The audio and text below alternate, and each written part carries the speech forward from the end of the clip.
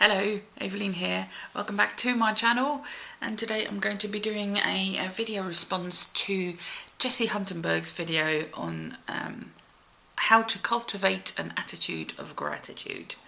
I believe she posted it about 2 weeks ago. I only watched it last night.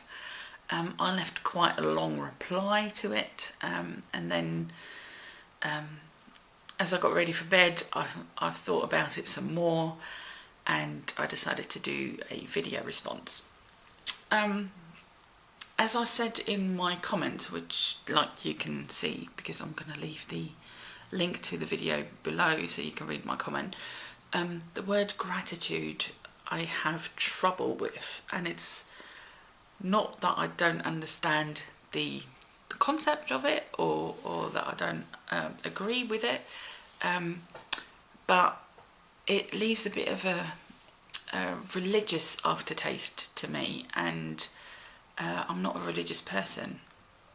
Maybe because I've got tea. In Dutch it's dankbaarheid, which means thankfulness, being thankful. And that sort of suggests that you have to say thank you to someone, something, and that someone, something being a god or a goddess. And yeah, that doesn't, I don't believe in a god or a goddess, so that's difficult for me to then say thank you to someone or something that I don't believe in. Years and years ago, I was in a therapy group for an eating disorder, and we were using the AA 12 steps, and that is all about the higher power. That yeah, I think that's one of the first step. Like we admit that there is like a higher power. And all throughout the steps it's all about the higher power, and that made it difficult for me to get through these 12 steps.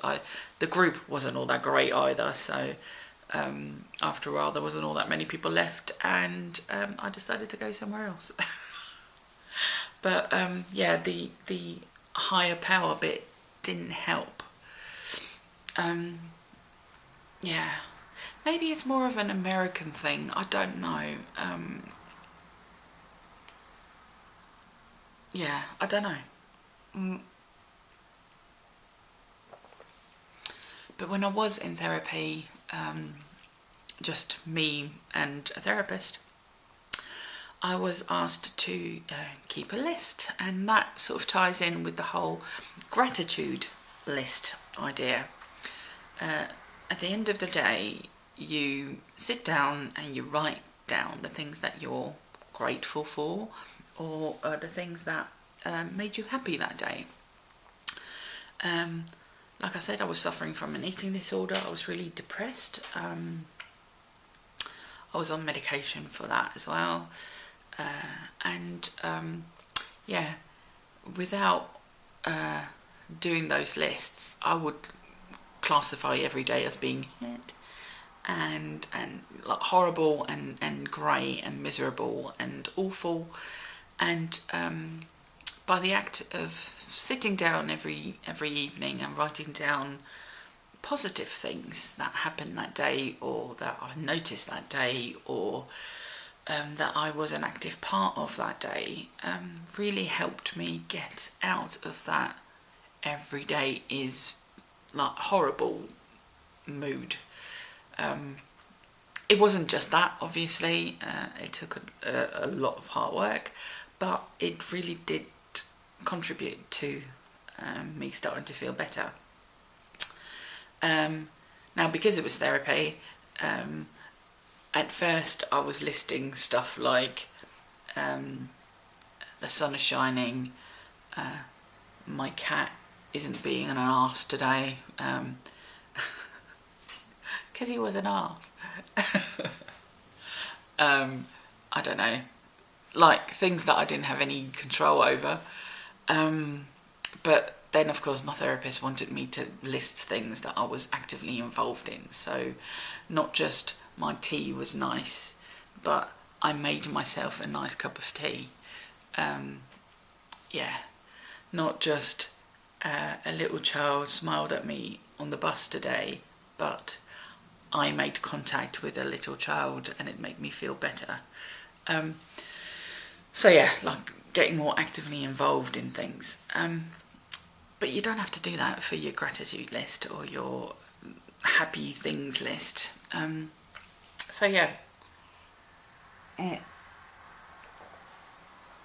Even now, when I start to notice that, I think, you know, the world is a terrible place, and so many awful things are happening, especially lately in this country. We only just had the Manchester attack. Then the other day we had the London Bridge attack, and people lost their lives and got wounded. And it's very easy to then slip into a way of thinking of the whole world is horrible, and you know, slip into that sort of depression mode. I actively decide then to start making lists again of things that do make me happy, and things that, you know, make me smile throughout the day. But I have kept a gratitude list in my bullet journal, but every day I came back to that list, and it's that word I just can't. And so then I found a hashtag called 100 Happy Days. There's a website for it, 100happydays.com, and the idea is to do the same thing, like list what makes you happy. And yeah, can you take the challenge of being happy for 100 days? Being happy and noticing happy, positive things throughout the day might be, you know, like might be a huge gap between those two. But to actively seek out things that give you joy, that make you happy, that are positive, does have an effect on you if you start doing this for quite some time. Because, as I've noticed when I was doing my therapy, throughout the day you start to notice things, because at the end of the night, like at the end of your day, you have to, well, I had to, but you know, sit down and make that list. So throughout the day you start collecting things like, oh, I could write that down, oh, I could write that down. And yeah, so you are more aware and you start being more mindful of the good, the positive, the happy, the joy. And as I was reading the comments on Jessi's video, I saw that, was it 2 of ours, who wrote about the hashtag 3 daily joys that Arwen does. And yeah, that is something I could really get involved with, and I could really like stand by. Like, that is more in line with my way of thinking. And she always ends her videos with "seek joy, y'all," and I really like that, because it is something that you seek, that you have to notice, and you have to be in a frame of mind to notice it. And yeah, I think the idea of sharing it on social media is a great idea, and not in the I live a perfect life,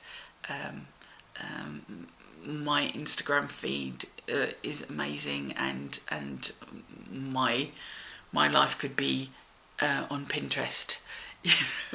It's not to be perfect, but it's yeah, just to open your eyes and your heart and your mind to the good stuff that's happening around you. We are with all constant news feed and sometimes social media as well can be quite negative, and this is a way to use it for the good, like for something positive. And I really like the idea of those 3 daily joys, just to share it. And this cup of tea can go on that, and the fact that I'm talking to you could go on that for today. And I'm sure I will be able to find something else that is brilliant for today, and that I've really enjoyed. So I might not be doing it every single day, but yeah, if you follow me on Instagram, it's Evelyn Timeless on there as well. You should be starting to see some posts here and there about my 3 daily joys, and it'd be brilliant if you could join me and let me know if you do. And yeah, let's see if we can start this. And oh, I'm gonna sneeze. Oh, charming. Sorry about that. I'm not even going to edit that out. That's you know, that's life.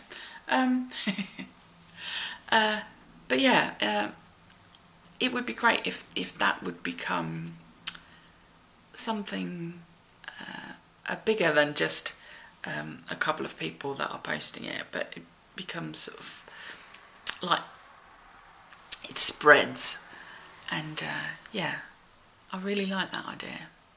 I think we're onto something here. So yeah, thank you very much for watching. Let me know what you think, and if you do follow me on Instagram, let me know what you think, and see if you use the hashtag as well. That'd be brilliant. And I will see you again very, very soon.